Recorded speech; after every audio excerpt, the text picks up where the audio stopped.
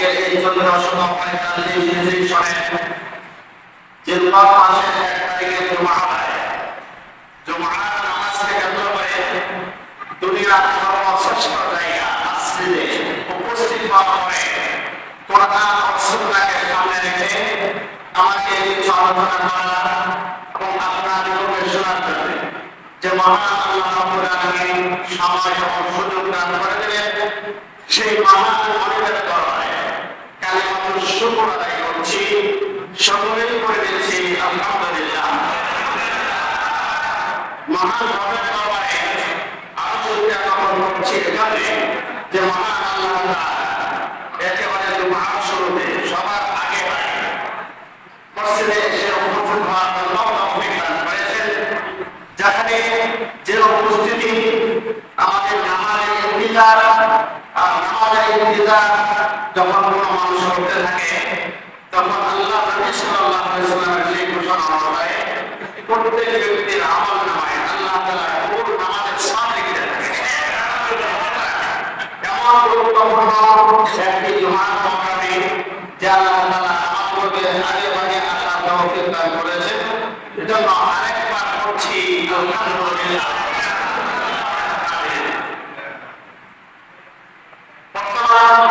আপনারা দেখেছেন গতকাল থেকে হজ্জের আয়াত শুরু হয়েছে। নিঃসন্দেহে হজ্জের মাস শুরু হয়েছে গত মাস থেকে।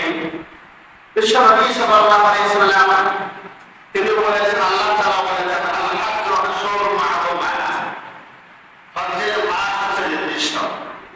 বিশ্ব নবী ব্যাখ্যা করে বলেছেন শাওয়াল ও রাবিউল আউয়াল ওয়া আশারু বিল-হিজ্জাহ। সেই সময় আজকে জিলহজ মাস হচ্ছে হজ্জের মাস।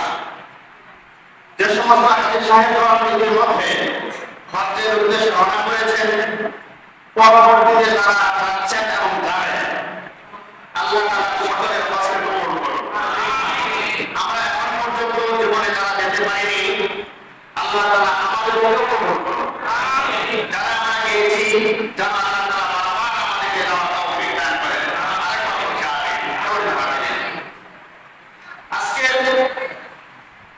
আলোচনা করার জন্য একটি অত্যন্ত গুরুত্বপূর্ণ বিষয় নির্ধারণ করেছি, সেটা হচ্ছে আহমিয়াতুল কাসবিল হালালি ওয়াল মাআদ, অর্থাৎ হালাল উপার্জন ও জীবিকা। ইবাদত কবুলের জন্য আল্লাহ তাআলা যে সমস্ত শর্ত সায়েদ করে রেখেছেন, এর মধ্যে অন্যতম একটি শর্ত হলো ইবাদত কবুলের জন্য হালাল রিজিক খাওয়া দরকার। তাহলে আজকে আলোচনার বিষয় হলো কি? ইবাদত কবুলের প্রধান শর্ত হালাল রিজিক ভক্ষণ করা। আল্লাহ তাআলা মনে রাখবেন। সবাই ভাবে আমরা জানি নামাজের ভিতরে তেলাওয়াত করা আছে, দুতলা পানি দিয়ে আমরা অনেকেই জানি শরীর পাক, কাপড় পাক, নামাজের জায়গা পাক, সফলতা ইত্যাদি। এর মধ্যে সর্বপ্রথম হলো কি? শরীর পাক। শরীর পাকে ব্যাখ্যা কিতাবগুলোতে লেখা হয়েছে, যদি বাহ্যিক দৃষ্টিতে কোথাও কোনো ময়লা দৃশ্যমান হয়, ময়লা যদি লেগে যায়, অদৃশ্যমান ময়লার দ্বারা শরীর নাপাক হয়, তো পরিকাঠামো নাপাক থেকে শরীরকে পবিত্র করার জন্য গোসল করতে হয়।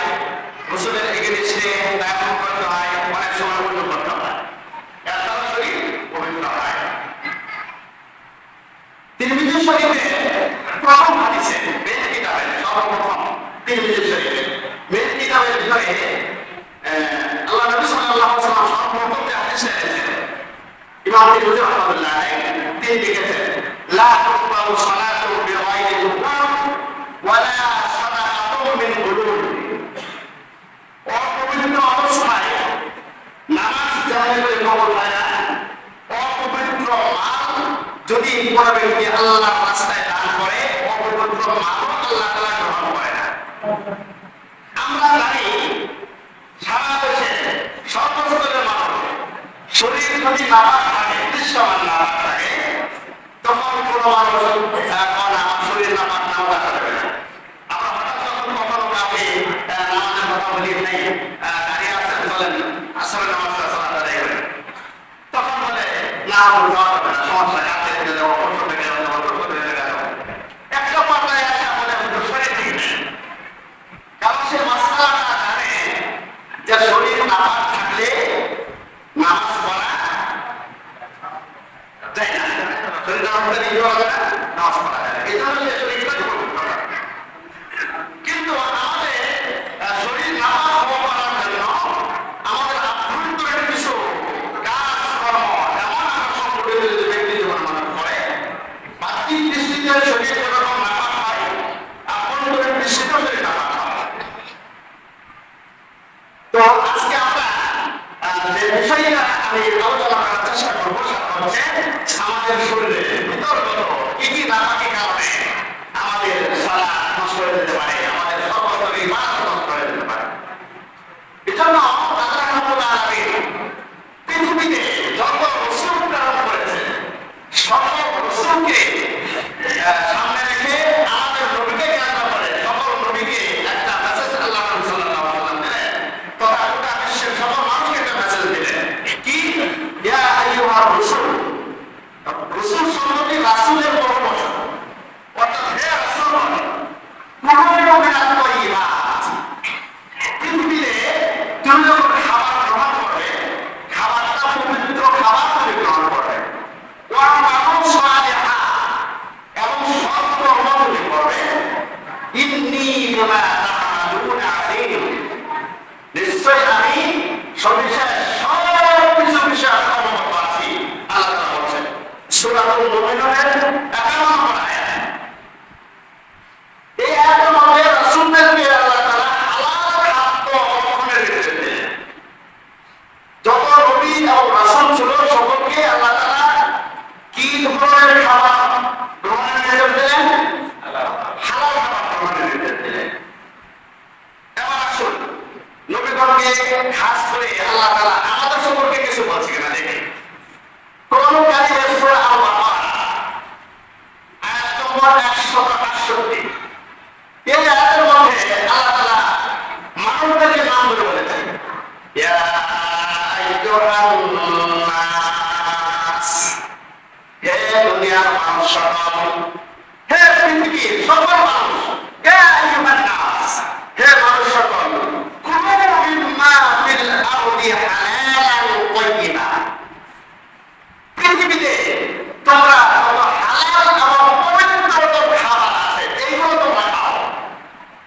খাবার খেতে হবে, এখানে আমাদের সাথে আরেকটা নতুন শব্দ লাগাতে হয়েছে। খাবারটা হালাল হতে হবে, পবিত্র হতে হবে।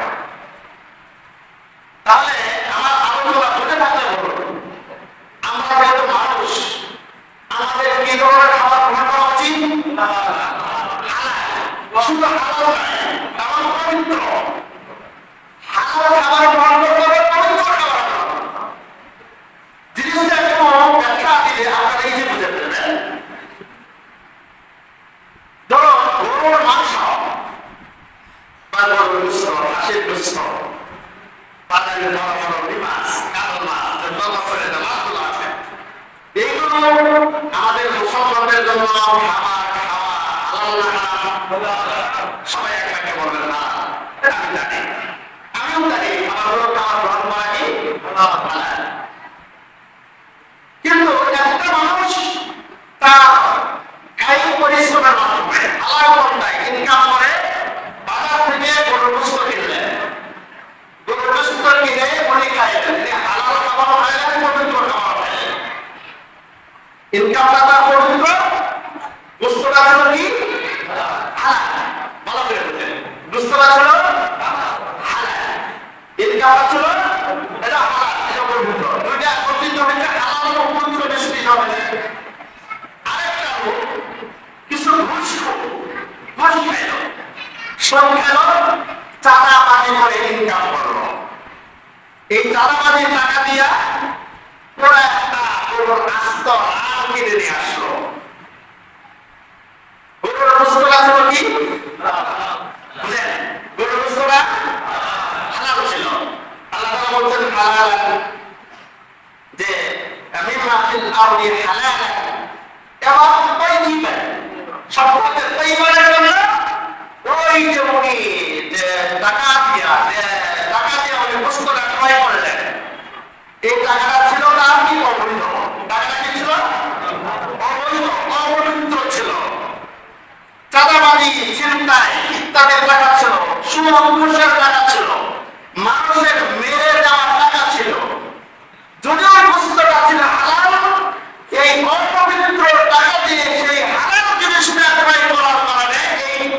মুস্তফা হলো অপবিত্র। আল্লাহ তাআলা কোরআন কারীমে সূরা আল-বাকারা 168 নম্বর আয়াতে আল্লাহ তাআলা গোটা বিশ্বে সর্বস্তরের মানুষকে দিক নির্দেশনা দিলেন, ইয়া আইয়ুহান নাস, হে দুনিয়ার মানুষগণ, কুলু মিম্মা ফিল আরদি হালালান তাইয়্যিবা, তুমি কি করো যে হালাল ও পবিত্র খাদ্য তুমি গ্রহণ করো। ওয়ালা তাত্তাবিউ খুতুওয়াতিশ শাইতান, সাবধান সাবধান দেখো, তোমরা শয়তানের পথের অনুসরণ করো না, শয়তানের পথ অনুসরণ করো না। ইন্নাহু লাকুম আদুউম মুবিন, কেননা শয়তান হচ্ছে তোমাদের প্রকাশ্য শত্রু।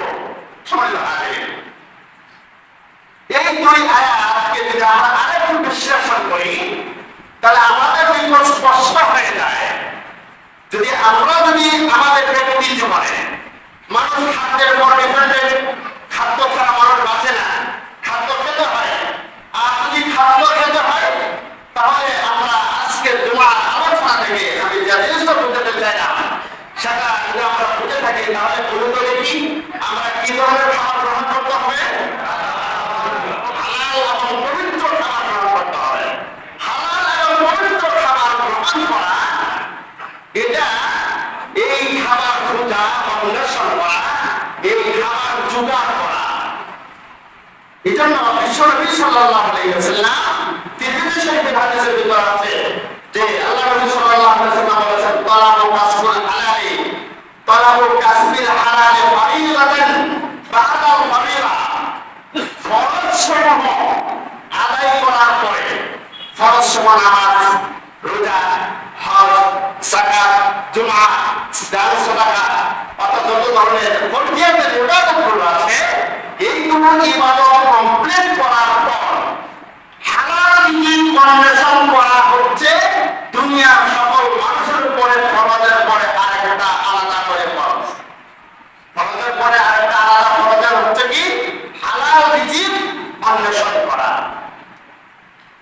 এজন্য আমরা যদি সূরাতুল জুমআ আয়াত নম্বর 10 সেদিকে যদি আমরা তাকাই তখন আমরা দেখতে পাই আল্লাহ তাআলা বলেছেন, ফাইযা কুদিয়াতিস সালাতু ফান্তাশিরু ফিল আরদ ওয়াবতাগু মিন ফাদলিল্লাহ ওয়াযকুরুল্লাহা কাসীরান লাআল্লাকুম তুফলিহুন। স্পষ্ট হয়েছে মানুষ যখন তোমাদের নামাজ শেষ, এবার আর মসজিদে বসে থাকা দরকার নেই, সোজা জমিনে শুয়ে পড়ো, আল্লাহ তাআলা পূরণ করে রিজিক অন্বেষণ করা শুরু করো। এই জন্য দেখা যায় মসজিদের ভিতরে ঢুকলে আল্লাহ রহমত পাওয়া যায়, মসজিদ থেকে বের হয়ে আল্লাহর পক্ষ থেকে রিজিক পাওয়া যায়। এটা আমরা যখন মসজিদে ঢুকি, ঢুকার সময় একটা দোয়া করি, কি দোয়া? আল্লাহুম্মা ফতহলি আবওয়াব রাহমাতিক, যে আমাদের তাআলা যত ধরনের রহমতের দরজা আছে সব দরজা আমাদের জন্য খুলে দেন। আমিন। এই দোয়া আমরা পড়ে আসি, যখন বের হই তখন কি দোয়া করি? আল্লাহুম্মা ইন্নী আসআলুকা মিন ফাদলিকা। এই ফজলটা বলা হচ্ছে যে আমি মসজিদ থেকে বের হয়ে যাচ্ছি, আল্লাহ আমার তোমার সাকাত আমার উপর লাগবে, আমার হালাল রিজিক অন্বেষণ খোঁজা দরকার আমার উপর পড়েছে, ওদের আল্লাহ আপনি আমার উপর স্পেশালি রহম করুন। যে কথা আল্লাহ তাআলা সূরা বলেছেন, ওয়াবতাগু মিন ফাদলিল্লাহ, তুমি আল্লাহ বিশেষ ফজল অনুগ্রহ করো। ওদের বোঝা গেল ইবাদত সমূহের পরে হালাল রিজিক অন্বেষণ করা প্রত্যেক মুসলমান, প্রত্যেক মানবের উপরে, প্রত্যেক মানুষের উপরে আলাদা করে একটা ফরজ হলো ইবাদতের পরে কি অন্বেষণ করা? হালাল রিজিক অন্বেষণ করা। কেননা হালাল রিজিক অন্বেষণ যদি কোনো মানুষ না করে, হারাম খেয়ে যদি তার বডিটাকে তৈরি শরীরটাকে বানায়, হৃষ্টপুষ্ট মোটা টাকা বানানো হলো। বিশ্বনবী সাল্লাল্লাহু আলাইহি সাল্লাম এই কথা বাবা বলে গেলেন অনেক বছর আগে, যদি তুমি জান্নাতে হতে চাও তোমার বডিটাকে তুমি হালাল রাখো। সারাদিন ভাত ধরি এটা কি রাখতে হবে? হালাল পবিত্র রাখতে হবে। কেননা অপবিত্র বডি, অপবিত্র শরীর জান্নাতে ঢুকবে না। অপবিত্র শরীর ঢুকবে জাহান্নামে, পবিত্র শরীর ঢুকবে কোথায়? জান্নাতে। বিশ্বনবী সাল্লাল্লাহু আলাইহি ওয়াসাল্লাম বলেছেন, লা ইয়াদখুলুল জান্নাতা জাসাদুন বুযিয়া বিল হারাম। অপবিত্র শরীর কখনো জান্নাতে ঢুকবে না। তাহলে বোঝা গেল জান্নাতে যদি আমরা ঢুকাইতে চাই আমাদের শরীরকে কি রাখা লাগবে? পবিত্র রাখা লাগবে। বিশ্বনবী সাল্লাল্লাহু আলাইহি ওয়াসাল্লাম সেই শরীরকে পবিত্র রাখার উদ্দেশ্যে তিনি বলেছেন যে মানুষ খেটে খায়, কাজ করে খায়, হালাল উপার্জন করে নিজের হাতের কামাই খাওয়াটা পৃথিবীতে সর্বোত্তম ভালো খাবার, ভালো একটা কামাইয়ের রিজিক। সুবহানাল্লাহ। এজন্য হযরত মিকদাম রাদিয়াল্লাহু তাআলা আনহু থেকে হাদিস বর্ণিত, তিনি বলেন রাসূল সাল্লাল্লাহু আলাইহি ওয়াসাল্লাম বলেছেন, মা আকালা আহাদুন তাআমান আফদু খায়রাম মিন আইয়াকুলা মিন আমালি বিয়াদি। বুখারী শরীফের 2072 নম্বর হাদিসের ভিতরে বিশ্বনবী সাল্লাল্লাহু আলাইহি ওয়াসাল্লাম এই কথা বলেছেন যে মানুষ নিজ হাতে উপার্জিত হালাল পন্থায় যে খাবার খায় এটা হচ্ছে সর্বোত্তম ভালো খাবার, সর্বোচ্চ খাবার। সেটা যদি শুনকি বড় বন্ধ হয় তাহলে সর্বোচ্চ খাবার। আর যদি হারাম উপার্জিত অর্থ দিয়ে যদি 5 স্টার হোটেলে সর্বোচ্চ 3টা মান ভালো খাবারও খাওয়া হোক না কেন, এটা হচ্ছে অপবিত্র খাবার, খারাপ খাবার। বলতে পারে আমার মতো ছোট মুরব্বী না আমার 1400 বছর আগের আমাদের বিশ্বনবী তিনি ফতোয়া দিয়ে গেলেন যে যে ব্যক্তি নিজের হাতে উপার্জিত হালাল উপার্জনটাই অল্প ছোট্ট খাবার খাবে এটা সর্বোত্তম খাবার। বিপরীত পক্ষে মানুষ অবৈধ উপার্জন করে যত রেস্টুরেন্টে বসে ভালো খাবার খান না কেন ওটা হচ্ছে কি হারাম খাবার। আপনারা জেনে থাকবেন এজন্য হালাল উপার্জনের জন্য পৃথিবীতে আল্লাহ তাআলা যত নবী এবং রাসূল পৃথিবীতে প্রেরণ করেছেন সকল নবী এবং রাসূলরাও নিজেরা খেটে কাজ করে তারপরে নিজের খাবার খাবেন। সুবহানাল্লাহ বলে কষ্ট হয়। আপনারা জানেন পৃথিবীতে প্রথম কৃষি কাজ চালু করেছেন কোন নবী? হযরত আদম আলাইহিস সালাম। আদম আলাইহিস সালাম সর্বপ্রথম তিনি কৃষি ব্যবস্থাপনা চালু করেছেন। আমাদের এই ধারবাস উত্তরসীত এলাকায় আমরা অনেক শ্রমিক এখানে থাকতে পারেন, অনেক মালিকরা আছেন। আপনারা জানেন নবীদের মধ্যে 2 জন নবী দর্জির কাজ করতেন, দর্জির সেলাইয়ের কাজ, সেলাই মেশিনের কাজ। তাদের নাম হচ্ছে হযরত সালেহ আলাইহিস সালাম ও হযরত ইদ্রিস আলাইহিস সালাম। তারা দর্জির কাজ করে ফেলেন। আপনারা জানেন যে হযরত ইব্রাহিম আলাইহিস সালাম তিনি রাজমিস্ত্রির কাজ করতেন। কিসের কাজ? রাজমিস্ত্রির কাজ করতেন। যে হযরত দাউদ আলাইহিস সালাম তিনি লৌহ কর্মের কাজ করতেন, কামারের কাজ, কামার কুমাররা কাজগুলো করে লোহা দিয়ে যত জিনিস তৈরি হয় এগুলোর কাজ করে গেছেন হযরত দাউদ আলাইহিস সালাম। আল্লাহ তাআলা স্পেশালি তার হাতের মুঠোর মধ্যে এমন স্পেশালি শক্তি দিয়েছিল, কুদরত দিয়েছিল, মুআজিজা দিয়েছিল। তিনি যখন কোনো লোহাকে আঁকড়ে ধরতেন সাথে সাথে মনের মতো বলে যেত। সুবহানাল্লাহ। মুসলমান সুবহানাল্লাহ করে না।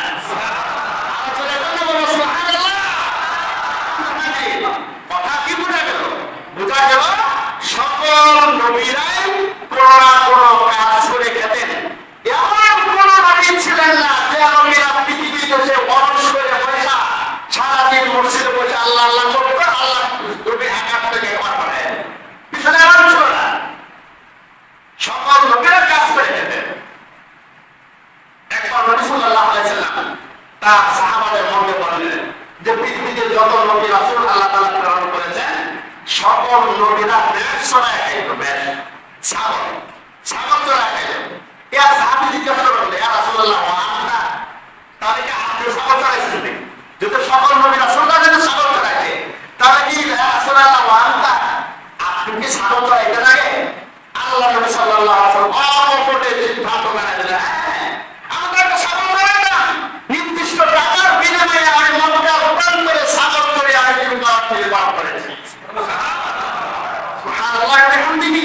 তাহলে বোঝা গেল যে কোনো মানুষ যদি হালাল পন্থায় কাজ করে, যারা যত ছোট হোক না কেন, কাজের মধ্যে কোনো কি নাই, দোষ নাই, কাজ প্রশংসনীয়। আর এই ছোট বড় করে কাদেরকে তারতম্য করে আল্লাহ তাআলা গোটা পৃথিবীর মানুষকে সাজালেন। যদি সকল মানুষকে যদি আল্লাহ তাআলা ধনী বানিয়ে দিতেন, তাহলে গোটা পৃথিবী আমাদের শ্রমিক হয়ে যেত। ঠিক কিনা বলেন? আজকে আপনার নদী থেকে মাছ ধরে ধরে কে দিত আপনাকে? আপনি যে হায়ারের বিল্ডিং এ বসবাস করেন, যদি উনি যে মালিক আইয়া এই বিল্ডিং বানানোর লাগত, কোন সাহেবের 10 তলা বিল্ডিং এর স্বপ্নে দেখা সুযোগ হবে? আমাদের হাজির আল্লাহ রাব্বুল আলামিন এই পন্থা পৃথিবীতে চালু করে গেলেন। বুঝতে চাইলেন গোটা পৃথিবীর মানুষ, তুমি যে মনে হয় না তোমার উপরে যে কাদের অর্পিত দায়িত্ব, এটা তোমার করা উচিত। কারণ তোমার শরীরে যে তোমার জিনিস তৈরি হবে, তোমার ভোজন তৈরি করবা, এই পরিবার মধ্যে হালাল খাবার দিয়ে পরে বানানো হয়। হারাম খাবার যে পরে বানানো হয়, আমাদের জীবনের পরবর্তী জীবনের প্রথম স্টেপ পাওয়ার কত প্রতিদিন মানুষকে লাগে। একটা কথা বলে, জীবনের শেষ আশ্রয় আমি, কখন আমার নাম, আমাকে ছাড়িয়া ছুটাছুটি কেন করিতেছ অবিরাম, শক্তি দাপটে দুর্বল করেন করেছ করবার উৎপীড়ন, শক্তি দাপটে দুর্বল করে করেছ করবার উৎপীড়ন, কতভাবে হারাম পারে খাদ্য করেছ উপার্জন, হারাম খাদ্যে তোমার শখের শরীর করেছ টানা, আমার মাঝে আসবে দিন পাইবে যোগ্য সাদা।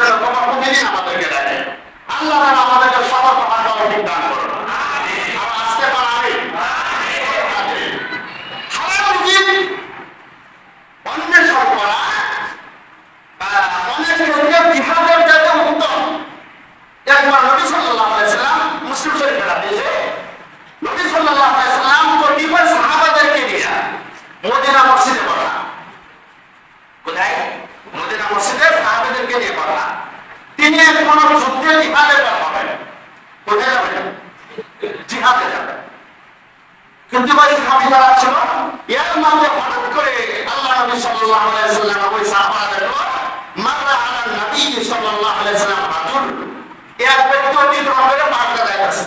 পথে একটা লোক যাইতেছে, পিঠের মধ্যে কিছু লাঠি কাটার জন্য কিছু কোড়াল হাতুড়ে এই জাতীয় কিছু জিনিস না যাইতেছে।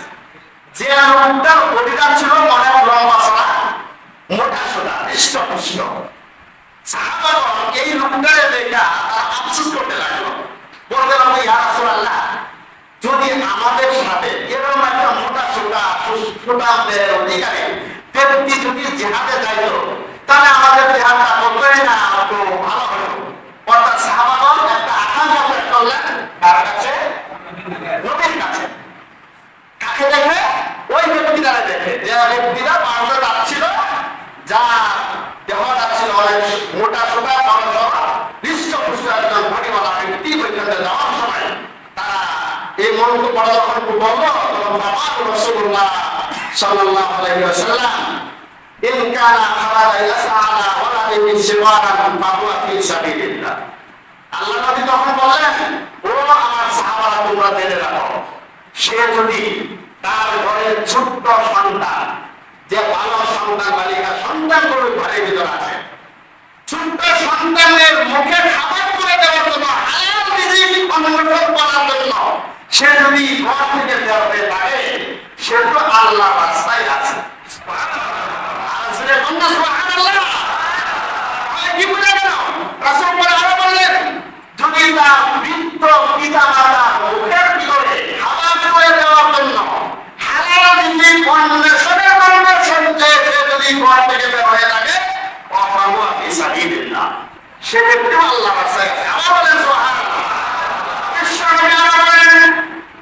যদি তার সন্তান নাই, বৃদ্ধ পিতা মাতাও নাই, তার নিজের হালাল রিজিক খাওয়ার দরকার আছে না নাই? ওই ব্যক্তির সাথে রাসূল বলেন, যদি কোনো ব্যক্তি তার নিজের খাবার সংগ্রহ করার জন্য হালাল রিজিক অন্বেষণ করার জন্য যদি ঘর থেকে বের হয়ে থাকে, তবে ওই ব্যক্তিও ততক্ষণ পর্যন্ত হালাল রিজিক অন্বেষণ করে, ততক্ষণ পর্যন্ত সে আল্লাহর রাস্তায় থাকে। বলেন সুবহানাল্লাহ। এজন্য হালাল ইবাদত করার জন্য শর্ত হলো, প্রধানতম শর্ত হলো হালাল রিজিক খাওয়া। হালাল রিজিক খায়া যখন কোন মানুষ দোয়া করে, সালাত আদায় করে, হজ করে, উমরা করে, যাকাত দেয়, তখন আল্লাহ তাআলা সবগুলো কবুল করে নেন। বলেন সুবহানাল্লাহ। সম্মানিত হাজিরিন, সুনানে দারামির গ্রন্থের 2759 নম্বর হাদিসের মধ্যে বিশ্বনবী সাল্লাল্লাহু আলাইহি ওয়াসাল্লাম একটি লম্বা ঘটনা বর্ণনা করলেন। তিনি কোরআনের আয়াত তেলাওয়াত করলেন, বলবেন, ইয়া আইয়ুহান নাস কুলু মিম্মা ফিল আরদি হালালান তাইয়্যিবা ওয়া লা তাত্তাবি'উ খুতুওয়াতিশ শাইতান ইন্নাহু লাকুম আদুউম মুবিন। এই আয়াত বললেন যে তোমরা পৃথিবীতে হালাল রিজিক খাও, শয়তানের পথ অনুসরণ করো না, শয়তান তোমাদের শত্রু। আরো কয়েকটা আয়াত তেলাওয়াত করলেন। তেলাওয়াত করে তারপরে তিনি একটা ঘটনা বর্ণনা করলেন। কি ঘটনা?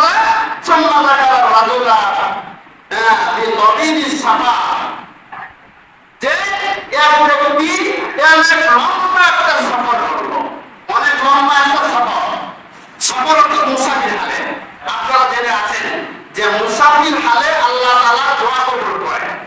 দোয়া কবুলের যে প্রধান কয়েকটা শর্ত, এর মধ্যে যদি কোনো মানুষ মুসাফির থাকে, ওই অবস্থায় আল্লাহ তাআলা দোয়া সহজে কবুল করেন। সুবহানাল্লাহ।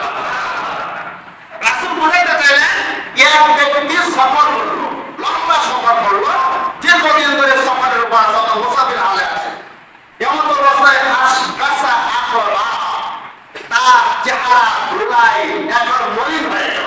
কাপড় চোপড় ময়লা ধোলা ময়লা পড়ল, চেহারার ভিতরে একেবারে পুরো মুসাফির হালত দেখা দেয়।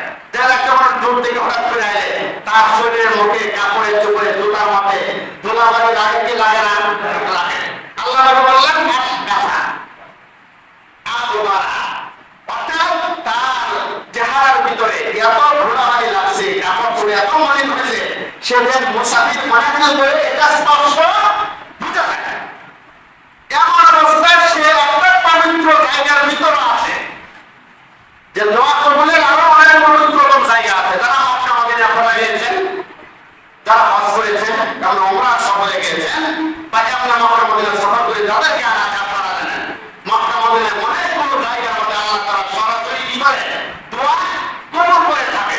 এজন্য আমরা বিশেষ জায়গাগুলোর মধ্যে গিয়ে দোয়া করে দেওয়া হারামাইনে দোয়ার সময় মুজদালিফায় এমনি কামারের দরজার সামনে হাজরে আসওয়াদ পাথরের সময় ইত্যাদি ইত্যাদি এই দোয়াগুলোর মধ্যে দোয়া হয়, দোয়া কবুল হয়। আল্লাহ নবী বলেন, এরকম একটা এক পবিত্র জায়গার ভিতরে ওই ব্যক্তি আছে, থাকা কোন ব্যক্তি ওই মুসাফির ব্যক্তি থাকা, সে তার দুই হাত উপরে তুলল, এভাবে দোয়া করছে, বলে চিৎকার করছে। দেখবি আল্লাহর কাছে সে দোয়া করতেছে, দোয়া করতেছে, চিল্লায়া দোয়া করতেছে, আল্লাহ তুমি আমার দোয়া কবুল করো, আল্লাহ তুমি আমার দোয়া করো, হাদিসে কিন্তু এই শব্দটা আছে যে আল্লাহ তুমি আমার দোয়া কবুল করো,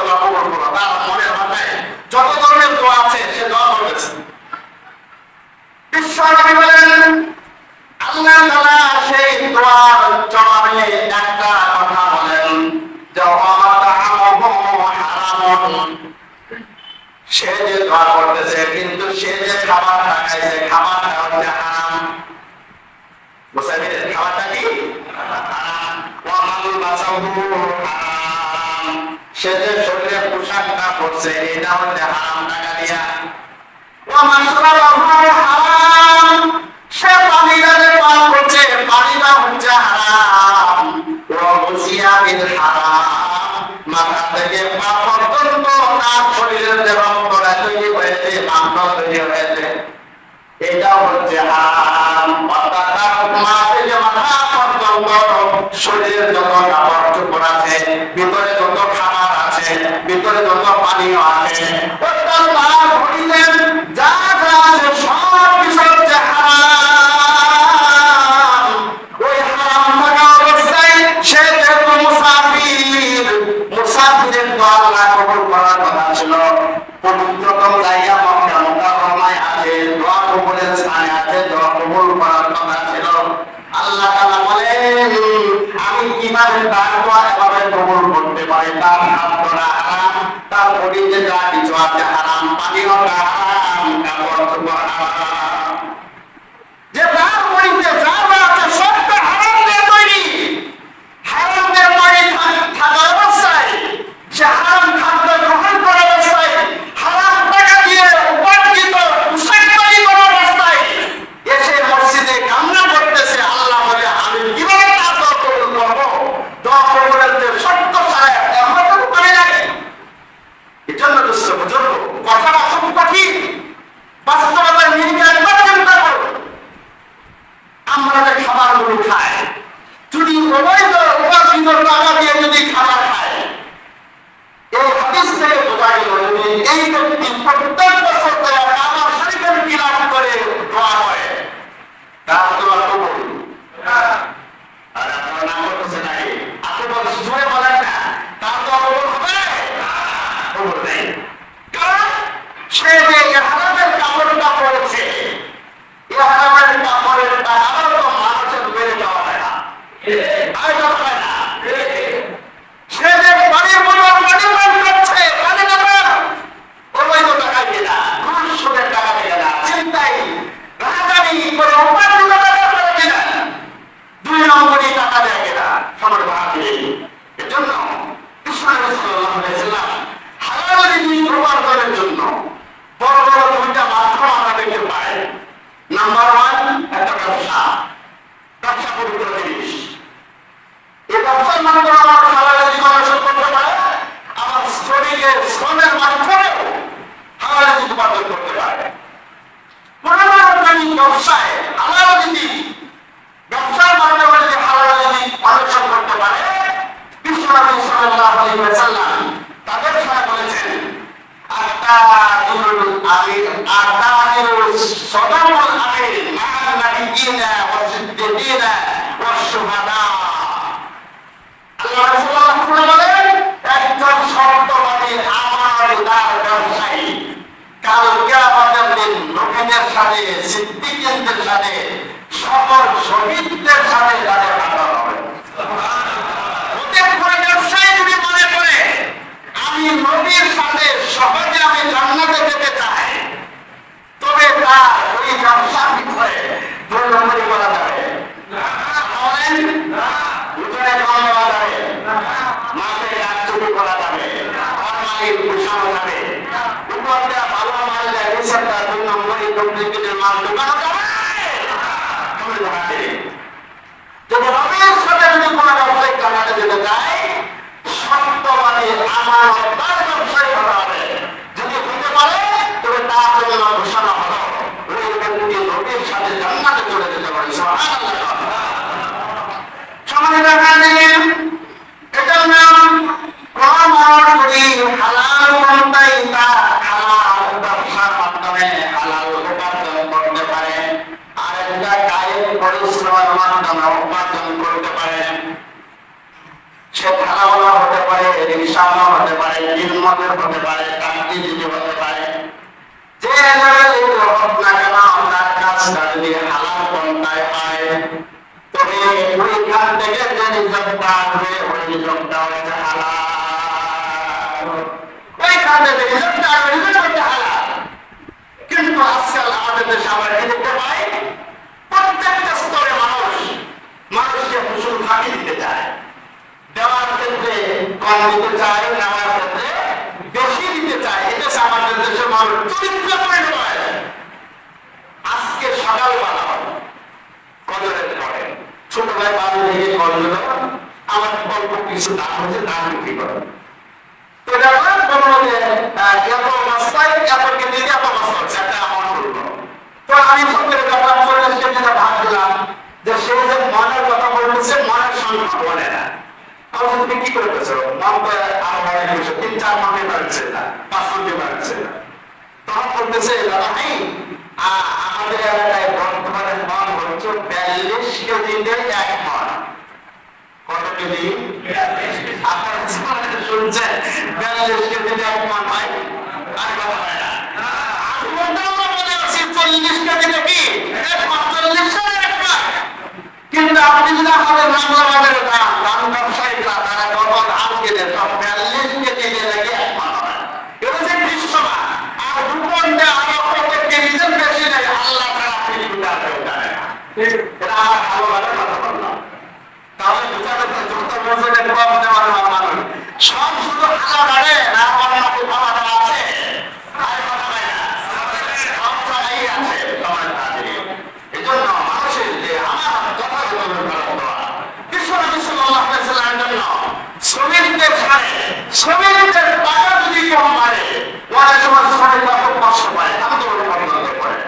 আমি মাঝে মাঝে বোঝাতে চাই যে দুষ্ট তোমরা আরেকটু ধৈর্য ধরো, আমরা এমনি করে পারো, কারণ তোমাদের পক্ষে কিয়ামতের দিন লড়ার জন্য একজন স্বয়ং রাষ্ট্র প্রধান রাষ্ট্রপতি মহারাষ্ট্রপতি আল্লাহ তাআলা নিজে তার আদালতে রাষ্ট্রদ্রোহ মামলা দায়ের করবেন ওই সমস্ত মালিকদের প্রতি যারা শ্রমিকের টাকা মেরে খায়।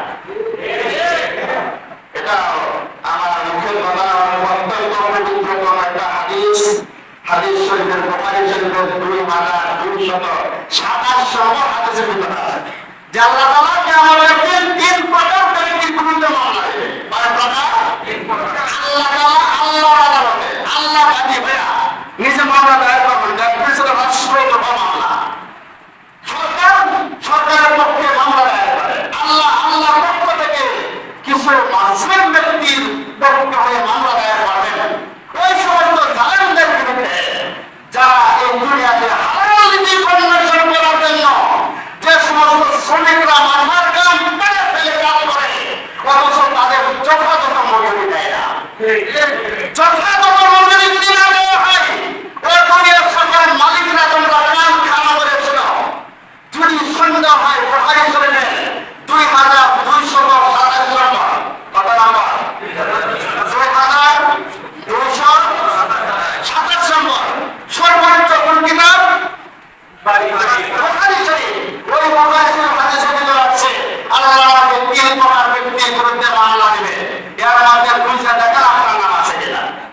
আপনি যে মালিক পক্ষ হয়ে যদি শোষণ করে থাকেন, আপনি যে পদের চাকরি যে অধীনস্থ ডাকাতি হন না কেন, আপনার অধীনস্থ কোনো কর্মচারীর বেতন ভাতা সুযোগ সুবিধা কোনো প্রকার কার্যক্রম যদি আপনি করে থাকেন, আপনাকে আমি বলছি আল্লাহ রাসূল সাল্লাল্লাহু আলাইহি ওয়াসাল্লাম আমার 1450 বছর আগে বলে গেলেন আল্লাহ তাআলা নিজে বাকিরা আপনার বিরুদ্ধে মামলা দেবে। ওই দিন সারাটাকে মামলা দেবেন। ওই দিন আসার আগে শ্রমিকের যথাযথ হক ফেরত দেওয়া দরকার আছে না নাই? আছে না নাই? আমাদের সচেষ্ট হতে হবে। হালাল নীতি অন্বেষণের জন্য যতগুলো মাধ্যম এর মধ্যে দুইটা পারলাম, একটা হচ্ছে বৈধ ব্যবসা আর শ্রমিকের শ্রম।